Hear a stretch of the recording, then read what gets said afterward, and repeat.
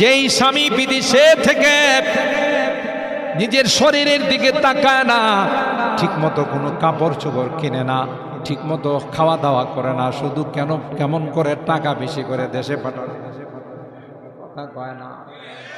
এরপরেও যদি কোনো নিমক হারাম স্ত্রী স্বামীর টাকা পয়সা নিয়ে চলে যায়, স্বামীর টাকা পয়সা অপচয় করে, ওর মতো হারামজাদার নিমক হারাম আল্লাহর দুনিয়াতে কেউ না। এরকমের বউ আছে না? না, টাকা পাঠায় স্বামী, কষ্ট করে রৌদ্রে বৃষ্টিতে পুড়ে হাড় ভাঙ্গা পরিশ্রম করে, নিজে না খায়া টাকাটা জমায়, নিজে কোনো ভালো কাপড় চোপড় পরে না, আর এই স্বামীর টাকা পায় আরেকজনের সাথে ফুসফুস করে। ঠিক বললাম না? আরেকজনের সাথে ফেরেম করে, কথা বলেন ঠিক কিনা? কত বড় হারামজাদা, কত বড় নিমক হারাম! আল্লাহর কসম করে বললে আমি হানেস হব না।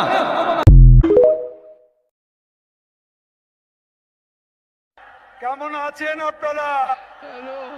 মুরব্বীরা কেমন আছেন? ভাইয়েরা কেমন আছেন? মা বোনেরা